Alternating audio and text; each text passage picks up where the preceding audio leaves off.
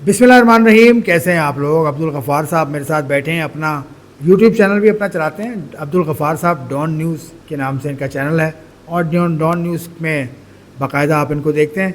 बाकी इनकी बड़ी गहरी नज़र है पाकिस्तान सुपर लीग पर। तो पाकिस्तान सुपर लीग का आगाज़ हो रहा है भाई दोबारा 17 मई से शुरू हो जाएगी, 25 मई तक जारी रहेगी। क्या ख़ास बातें, कौन कौन से फॉरेन प्लेयर्स अवेलेबल हैं?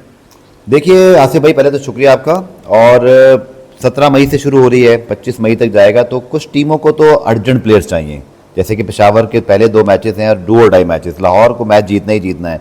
तो इन टीमों के लिए ज़्यादा प्रॉब्लम है। लेकिन यही टीमें जो है ना, इस वक्त हमें खासतौर पेशावर की मेरे पास कुछ खबरें तो पहुंची हुई है कि टॉम कोलर कैडमोर, इनके ल्यूक वुड बड़े इंपॉर्टेंट बॉलर हैं जो इनके लिए 2 साल से अच्छा परफॉर्म कर रहे हैं। मुझे कुछ खबरें कि वो आ रहे हैं। इसी तरह जो अल्तारी जोसेफ हैं, अगर शायद उनको ही बुलाया जाए, चूँकि वेस्ट इंडीज़ की टीम में शायद उनका नाम ना आ गया तो वो एक अलग मामला है। लेकिन डेविड वार्नर हैं, जेम्स विंस हैं, राइली रोसो हैं, सिकंदर रजा हैं, इसी तरह कुशल मेंडस हैं।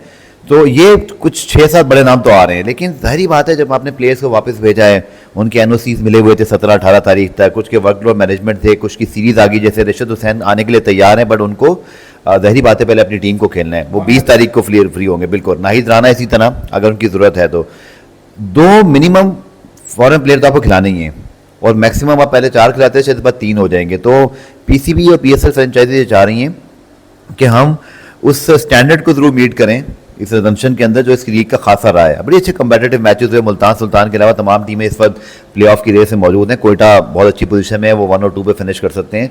सो कल हमें सूरत हाल वाज़ेह हो जाएगी। ये 6-7 जो मैंने आपको नाम बता दिए ना, ये तो मेरी इतला के मुताबिक, मेरे चीते के मुताबिक ये आ रहे हैं। लेकिन बाकी प्लेयर से बातचीत जारी है, कन्विंस किया जा रहा है। रिप्लेसमेंट ड्राफ्ट की तरफ भी बात जा सकती है। कुछ शायद पाकिस्तानी प्लेयर्स भी हैं, उनको भी हासिल किया जा सकता है, या मे बी जो फॉरेन प्लेयर्स हैं जो अवेलेबल हैं, क्योंकि आईपीएल की वजह से आपको पता है बहुत सारे प्लेयर्स इस वक्त जो है वो दस्तियाब भी हैं। और हमारी विंडो छोटी है, 8 दिन के अंदर हमारी लीग खत्म हो जाएगी। तो कल रात तक शायद आपको वादे हो जाएगा, क्योंकि उसके बाद फिर चांस नहीं है, क्योंकि प्लेयर्स को अगर आना है तो फिर आज या कल वो निकल जाएं, फिर उनको ज्वाइन करना है। चलो एक छोटा सा सवाल कि इस वक्त की पोजीशन के हिसाब से 5 टीम्स, मैं 6 की बात नहीं कर रहा, मैं मुल्तान सुल्तान को डिस्काउंट करता हूँ यहाँ पर, कौन सी टीम है जो सबसे ज़्यादा जिसको हिट इस वक्त आपको नज़र आ रहा है, क्या लगा है?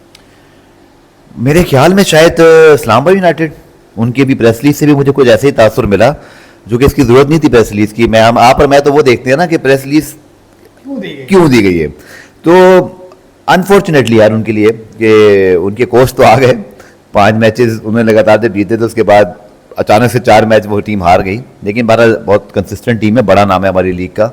बट राइली मैडरिथ हैं, इसी तरह उनके पास बड़े मुश्किल नाम है। तो उनके वो जो डॉर्शेस हैं, उनकी स्पेलिंग नाम की याद करना और मुश्किल। इसी तरह उनके पास कॉनर मुनरो न्यूजीलैंड चले गए हैं, वो बड़े उनके की प्लेयर हैं। जैसन होल्डर अगर अवेलेबल है तो आ सकते हैं, लेकिन वही वेस्ट इंडीज़ की सीरीज भी शुरू होने वाली है, तो थोड़ा मुझे उनके लिए प्रॉब्लम दिखाई दे रहा है। कोयटा ग्लेडिएटर्स को फिन एलन और मार्क चैपमैन, दोनों ही जो उनके ज़बरदस्त प्लेयर हैं, और फिर अकील हुसैन भी आपको पता है वेस्ट इंडीज़ के मेन प्लेयर बॉलर हैं। तो मुझे लग रहा है कोयटा और इस्लामाबाद को प्रॉब्लम हो सकती है। शायद कोयटा बाद में इसलिए कवर कर ले कि उनके पास टाइम है। और लेट्स सी कि अभी सूरत हाल, क्योंकि ऑफिशियली नाम नहीं आया। जो 6-7 नाम थे भाई को पता थे, मैंने आपको बता दिए। चलो अब आज और भी कुछ हुआ है। मतलब Mike Hesson take over as the white ball head coach of Pakistan.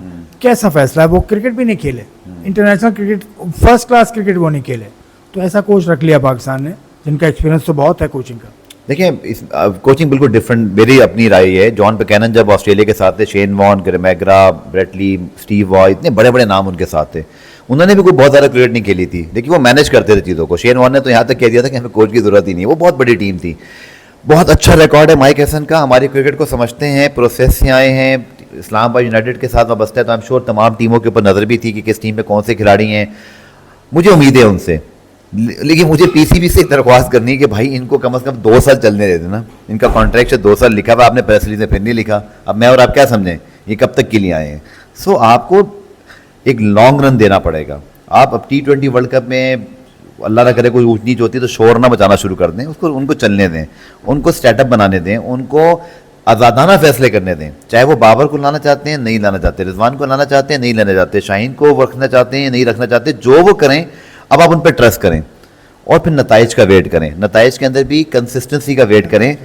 इसके बगैर हमारी टीम नहीं ठीक हो सकती। चलो जी, दो खबरें और हैं। एक तो विराट कोहली रिटायर हो गए टेस्ट मैच क्रिकेट से, लेकिन टेस्ट मैच क्रिकेट में मैं नहीं समझता कि इतना बड़ा नाम विराट कोहली है, क्योंकि उनसे बड़े बड़े प्लेयर गुजरे, मतलब उन्हीं के मुल्क में सचिन तेंदुलकर, उससे पहले सुनील गावस्कर, उसके बाद राहुल द्रविड़, गंगुली।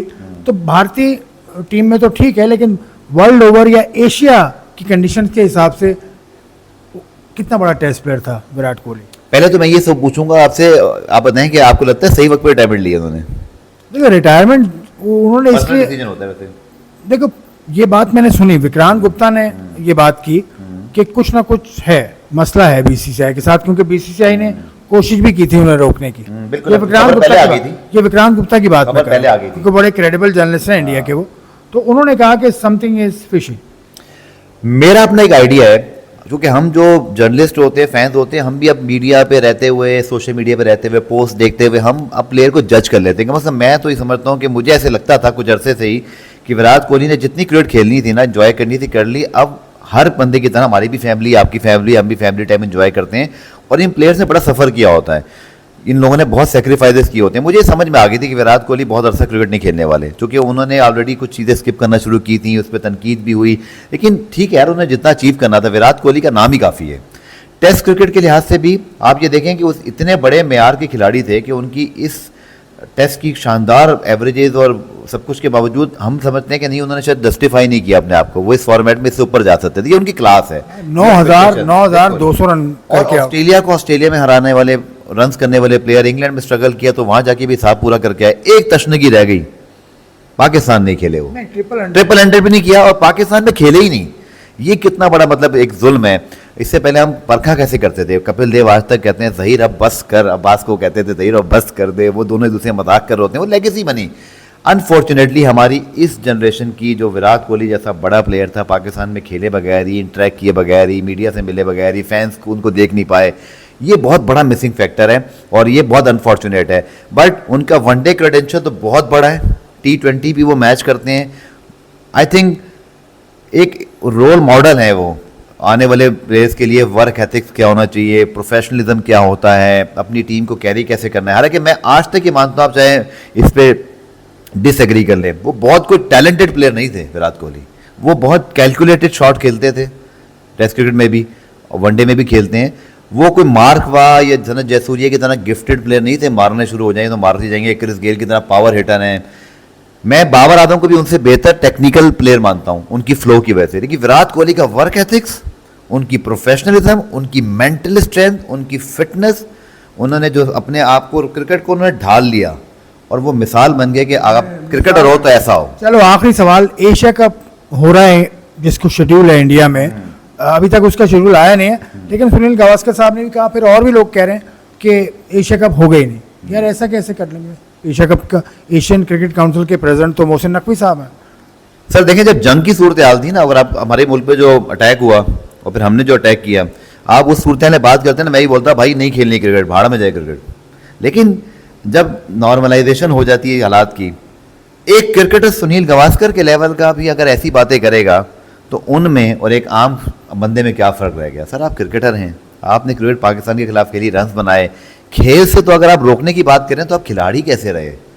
मेरा तो ये मानना है कि खिलाड़ी, और चलें मेरे कहता हूँ मीडिया, आसिफ खान, अब्दुल गफ्फार भी जज्बाती हो जाएं कि नहीं होनी चाहिए, उधर कोई कहता है होनी चाहिए। सर आप तो क्रिकेटर हैं, हमारे यहाँ कभी किसी ने कहा क्रिकेट नहीं खेलनी चाहिए? देखें क्रिकेट खेलनी चाहिए, क्योंकि आखिर में जंग ना तो मसले का हल है ना नफरत मसले का हल है। खेलों से ही अवाम कौमें करीब आती हैं। कम से कम ये एक दरवाज़ा खुला रहने से सर बड़ी मेहरबानी होगी। बहुत अच्छी बात की। जंग क्या मसलों का हल देगी? जंग तो खुद एक मसला है। एग्जैक्टली। खुदा हाफिज़।